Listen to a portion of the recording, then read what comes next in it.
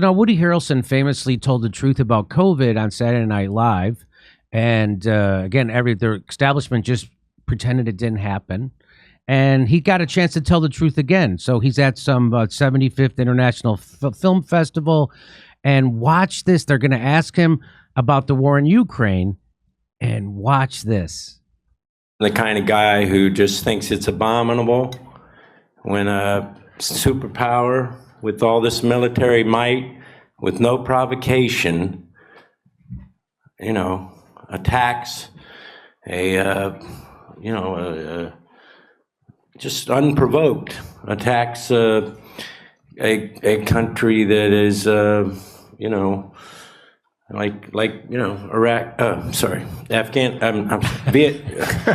Korea, no, sorry, Ukraine. Terrible. Yeah, I lost my way there. Boy, he could have said Libya, Yemen, Somalia. There's a lot of things he could have said, but that was great. Yeah. That was fantastic. Yeah. Perfect for 9/11 too, as well, as we understand that, that was the gate, the opening up 9/11 to go into the Middle East, and starting with Iraq and then Afghanistan, Iraq, and then set it on fire. So, and there's people are now finally being allowed to question the narrative, the official narrative of 9/11. Now, the University of Anchorage their engineering department already proved Building 7 was brought down on purpose. Yeah. So I saw a meme the other day. It had the Twin Towers. It said "Never forget," and then right next to it, it had Building 7. It said "Forget." Yeah. So they took down Building 7, and I've said this since 2008 when we started our comedy podcast with Todd Glass. It's obvious. It's just obvious they did that. Again, who are you going to believe? The government or your lying eyes? I'm going to believe my lying eyes, and I'm going to believe the University of Anchorage. So this is amazing. Good for Woody. The parasitic class in D.C. used the events of 9/11 to launch an aggressive war on terror in the Middle East, killing and displacing millions. At least 5 million people have been killed by our war on terror. 5 million people, the United States. Yeah. The United States are the world's terrorists. We make Al-Qaeda look like Boy Scouts, like they're helping people.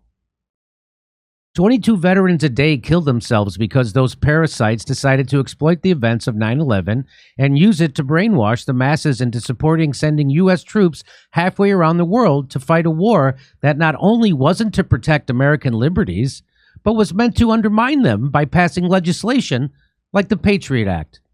You remember when George Bush and Dick Cheney, they testified to the 9/11 Commission, and George Bush wouldn't testify unless it was in secret with no recording, and Dick Cheney had to be right next to him.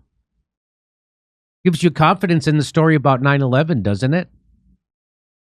9/11 proved to be a disaster for the American people in every way, but was certainly a boon for blood-soaked monsters of the military-industrial congressional complex.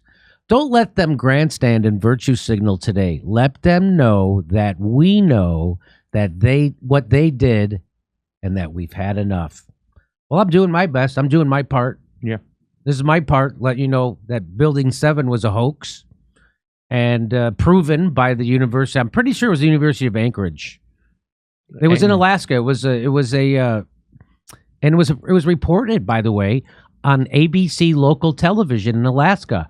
It wasn't reported anywhere else, but it was reported on local ABC television in Alaska that the university, gosh darn, I hope it was the University of Anchorage. It was one of those universities. And all you got to do is look, and you know that a building that wasn't even hit by a plane all of a sudden falls to its own footprint. Yeah, it happens every day. It happens all the time. Yeah. And then luckily they found the passport of one of the hijackers. Isn't that nice? Yeah. There's a lot of stuff online today, discussing Pentagon, dancing Israelis, whatnot. I think the important thing to understand is that anytime we have a disaster like this or an event like this, there's a mechanism in play that goes in right behind it where the corporations go into those areas, absorb all those resources. The foreign policy of the United States goes right into play to make sure that they can get the military-industrial complex involved to then start a war, and then the money laundering starts, the pyramid scheme starts. And that's the important thing, I think. Like, I don't necessarily go over argue about what happened on 9/11 because there's always different theories, especially when it comes to the Pentagon and that building and stuff. I just know that same thing in Lahaina right now. Here comes that parasitic apparatus that comes in to just grab everything and usually force the indigenous people off their land and out of there.